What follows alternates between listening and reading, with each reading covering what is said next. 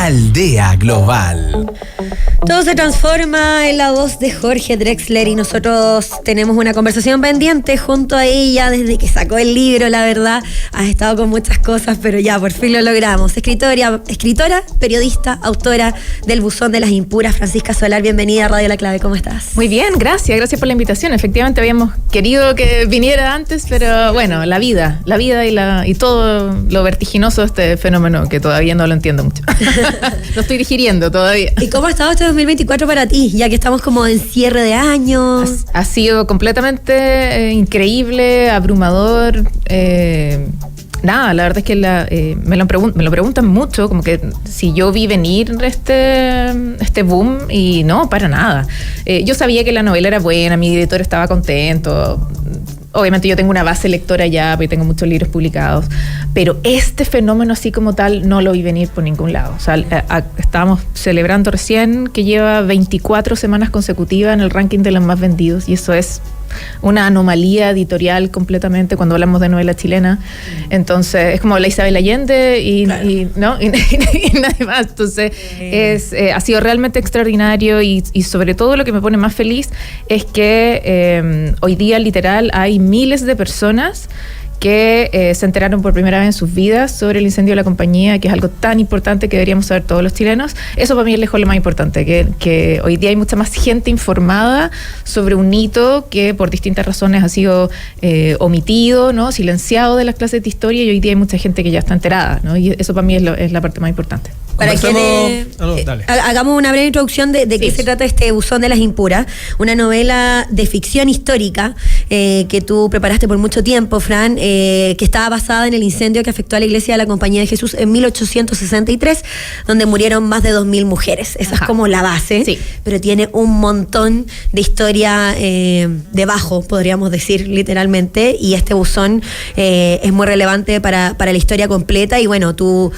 traes al 2024 una historia que no solo te atrae a ti, sino que también puede ser necesaria de conocimiento educativo. Así es, incluso. Así es. Justamente por eso es que te decía que lejos lo que más feliz me tiene es la cantidad de gente que ha conocido esto por primera vez, e incluso diría yo que aún más feliz me pone la gente que ya sabía sobre el incendio a grosso modo, pero que hoy día entiende mucho mejor la tragedia, ¿sí? Como a modo obviamente muy simplista, porque es más complejo que esto. Una de las razones principales por las que yo quise escribir esta novela es porque el relato oficial, ¿no?, de lo que se conoce del incendio de la compañía ponía la culpabilidad a las víctimas. Y no solo como novelista histórica, sino además como mujer, es súper importante desafiar ese tipo de relato, ¿sí? Como que ir a buscar más información para ver si realmente fue así, ¿no?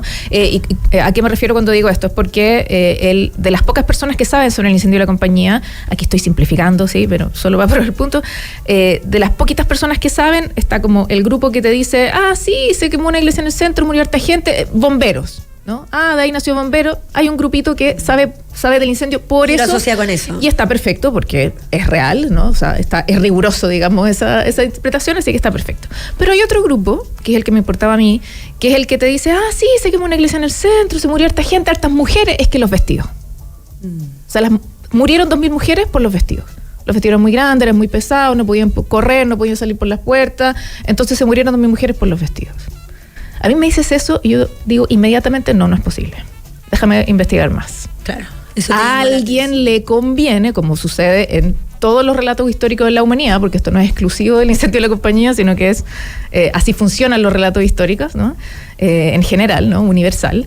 Que se relevan ciertos elementos por sobre otros, ¿no? Porque el relato histórico siempre lo cuenta alguien con un interés particular y sin necesidad de mentirte, ¿no? Porque aquí yo he repetido muchísimo esto, los vestidos fue un factor. O sea, no hay duda de eso. Tan claro es que en la prensa de la época, en la prensa de 1863, nos cuentan que hubo mujeres que pudieron salvarse porque se sacaron el vestido. O sea, así de claro es que esto fue un factor, es ineludible, ¿sí? Entonces, en ningún caso yo trato de desafiar ese factor. A lo que voy es que los vestidos no fue el único factor, ni mucho menos fue el más importante. Entonces, que se cuente la historia culpando a la víctima tiene una intencionalidad detrás. Entonces, yo no soy historiadora, soy novelista, yo me dedico a contar historias. Pero sí periodista. Pero sí periodista, exactamente. Yo tengo una formación en investigación que es súper rigurosa, ¿no? De la Casa de Bello. ¿Cuál es la intencionalidad? Tapar otros elementos. O sea, él también de forma muy simplificada, pido disculpas por esto porque obviamente es más complejo, es mucha info, pero en 1863 el grupo de mayor poder es la Iglesia Católica, incluso más que el Estado, ¿sí? Estamos en plena, de hecho, pugna entre el Estado y la Iglesia Católica, ¿sí? Recuerden que en 1863 estamos en pleno fuero eclesiástico, es decir, todos los sacerdotes en Chile están protegidos por ley, son inenjuiciables, son intocables, entonces viven en una impunidad del poder que es muy espantosa, ¿no?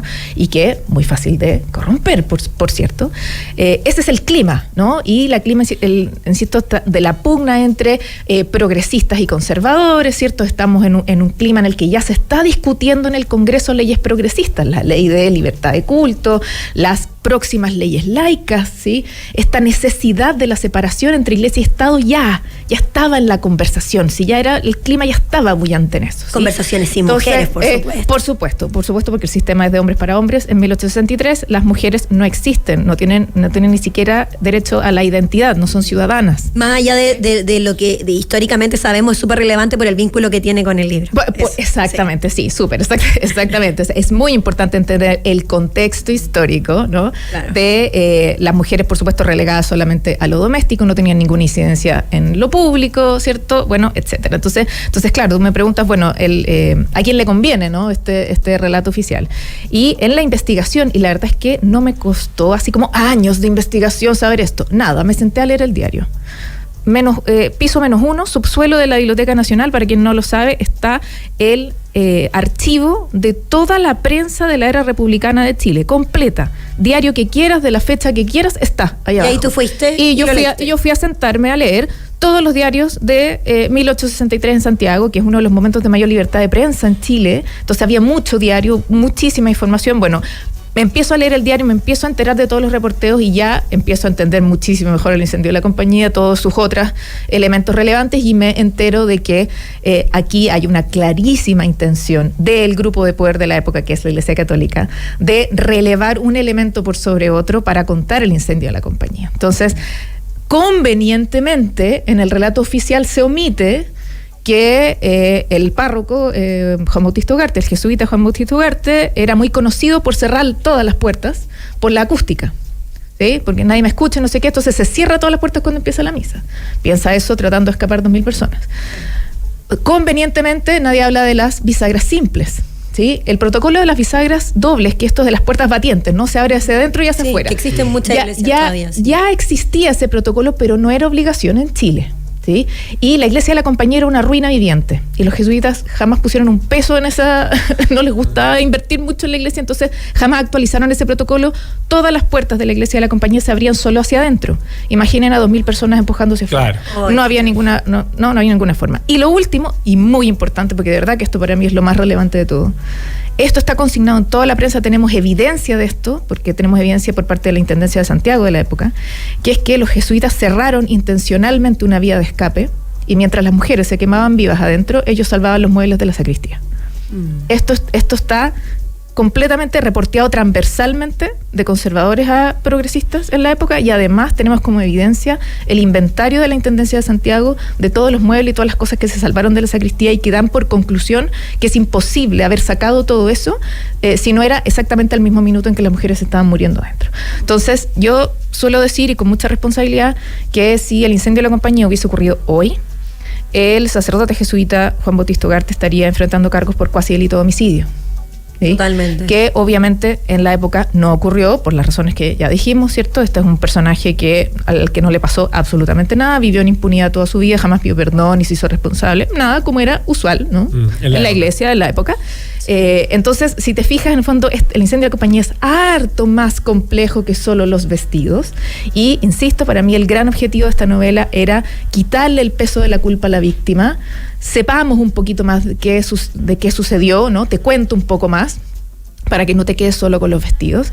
Y hoy día, de nuevo, literal, hoy día hay miles de personas que en vez de decirte, sí, el enciendo de la compañía, se murió harta gente, los vestidos, conocen la realidad. Te van a decir, oye, se murieron 2.000 personas, oye, pero ¿cachaste que los jesuitas cerraron una puerta mientras salvaban los males? Oye, ¿cachaste que las puertas solo se abrían hacia adentro? Eso ya es para mí el pago de Chile, no quiero más. Oye, ¿y te ha caído crítica muy, muy feroz por esto? Por supuesto, ¿y de quién crees tú? De la iglesia. Y que vengan de a 10. Claro. Sí, pues jesuitas, por supuesto. ¿Pero eso ha sido una crítica como... ¿Te ha puesto en problema o simplemente No, es una crítica verbal? Cero.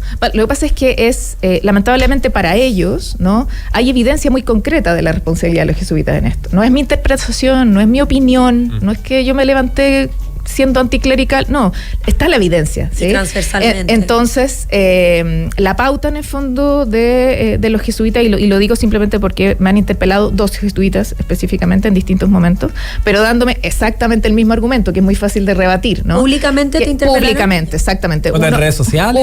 Uno me interpeló por carta al Mercurio, carta al director, y el otro por Twitter.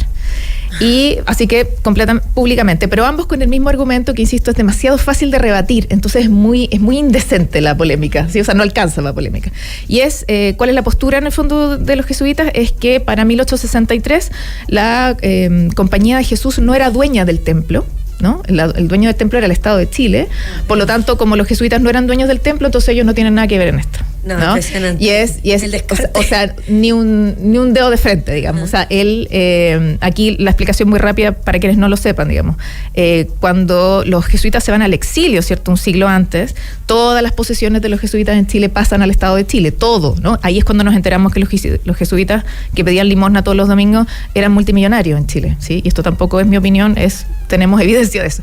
Cuando los jesuitas vuelven un siglo después a Chile, le exigen al Estado que devuélvanme todo, y el Estado les dijo, por supuesto que no, pero le permite a los jesuitas rehabitar muchos de los espacios que ellos tenían antes de irse. Entonces, lo que hace el Estado de Chile es decirle, vuelvan a habitar el claustro, vuelvan a abrir el colegio que tenían ningún problema, sí. Vuelvan a hacer misas, vuelvan a administrar el templo de la compañía, ningún problema, el templo es mío, es del Estado, pero ustedes administrenlo, colecten el diezmo, etcétera. Entonces, insisto, ¿no? es bien patético, ¿no? Ese intento como de, a 161 años de la tragedia, seguir negando su responsabilidad en los hechos es muy patético. Una responsabilidad que repercutió en temas que tú dices, lo has dicho en otra entrevista, Fran, súper relevante, niños huérfanos, bajo la natalidad, mujeres entre 20 y 40 años eran la gran mayoría de las fallecidas. Entonces la edad fértil incluso estaba involucrada ahí. Y bueno, por eso también es trascendental este libro, que sabemos que lo mencionas muy en breve, porque tiene un montón de aristas, y eso es lo relevante, el poder, la iglesia, cómo están involucradas estas mujeres. Y bueno, se viene una fecha importante, el 8 de diciembre. ¿Qué va a pasar el 8 de diciembre? Tú ya has hecho un llamado, pero podría cambiar también la historia con este hito, si es que lo recordamos como merece ser. Sí, a ver, es súper ambicioso este objetivo, y la verdad es que no pensé que iba a ser posible, pero está ocurriendo, ¿no? Como que el cambio está ocurriendo en tiempo real. El 8 de diciembre, obviamente, es el día del incendio, ¿cierto? El 8 de diciembre de 1863. El 8 de diciembre ya es feriado en Chile, es un feriado religioso, es el día de la Inmaculada Concepción, ¿sí? Es muy importante volver a recordarlo, porque todas estas mujeres murieron en plena misa de la Inmaculada Concepción, digamos. O sea, está obviamente es complementario, digamos, exactamente. Entonces, lo que va a suceder este 8 de diciembre, y aquí quiero volver a agradecer, lo he hecho harto, pero quiero volver a agradecer al Senado, a la Cámara de Diputadas y Diputados y a la Biblioteca del Congreso, que son las corporaciones que otorgaron todos los permisos necesarios para poder realizar la conmemoración del 8. Se van a abrir los jardines del Congreso el domingo el que viene, 8 de diciembre, a las 6 de la tarde, para que cualquier persona que quiera ir a dejar flores, ¿no?, al lugar exacto del incendio donde murieron todas estas personas, pueda ir a hacerlo, ¿sí? Y algo muy extraordinario que va a ocurrir, algo muy bonito, muy emotivo, por cierto, es que para las personas que no saben, dentro de los jardines del Excongreso hay 2 de las campanas originales de la Iglesia de la Compañía que se rescataron del incendio, están ahí, ¿sí? Y se van a tocar por primera vez públicamente a la hora del incendio, que es a las 7 de la tarde. Entonces va a ser un momento súper emotivo, va a congregar además a mucha gente, porque una actividad precisa que hice es que Bueno, el incendio de la compañía por supuesto, tiene muchísimas aristas. Una de las cosas que me sorprendió encontrar es que no hay una lista consolidada de víctimas. ¿Sí? Hay muchos cuerpos que no se reconocieron. Exacto. La gran mayoría de las víctimas no pudo ser reconocida por la violencia del fuego, ¿no? La gran mayoría de los cadáveres fueron irreconocibles, por lo tanto las muertes son literal presuntas. ¿Sí? Además, en 1863, para quien no sabe, no existía el registro civil, por lo tanto el protocolo de la certificación de fallecimiento lo hacía la Iglesia Católica. Tú tenías que ir, ¿no?, como familia a tu parroquia más cercana a decir: se murió mi mamá, se murió mi suegra, este es su nombre. Esa era la forma de certificar. Entonces, para el incendio de la compañía, que fue tan brutal, que fue tan violento, fue mucho dolor, etcétera, hubo un montón de familias que nunca hicieron este trámite.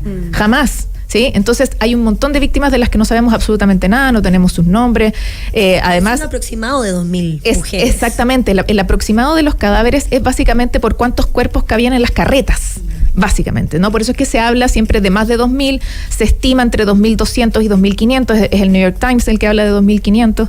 Entonces, como la gran mayoría de las víctimas no se pudo reconocer y como las muertes son presuntas, ¿no? El trámite era voluntario de la familia, la certificación de fallecimiento, y como no había un ente centralizado, porque no existía el registro civil, el Estado no estaba haciendo esto, había fuerzas distintas, la policía tenía una lista, la intendencia tenía otra, había gente que se iba a la imprenta del diario, a la imprenta de La Voz de Chile a decir: se murió mi señora, pero nunca le dijo a la policía.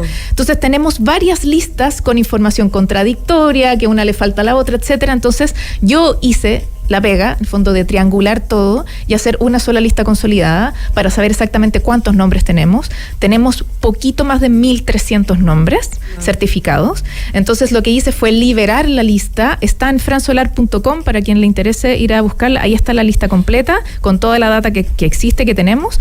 Y a lo que invité a la gente es a escoger un nombre cualquiera y representar a esa víctima el 8 de diciembre. Porque para mí no hay acto más sencillo, pero al mismo tiempo más potente de dignificar a las víctimas, de redignificarlas, es nombrándolas. Tenemos a estas 2.000 mujeres en una fosa común, ¿sí? Que sus nombres fueron completamente olvidados, pasaron a la irrelevancia histórica, además por todo esto de que el relato oficial más encima las culpa de su propia muerte.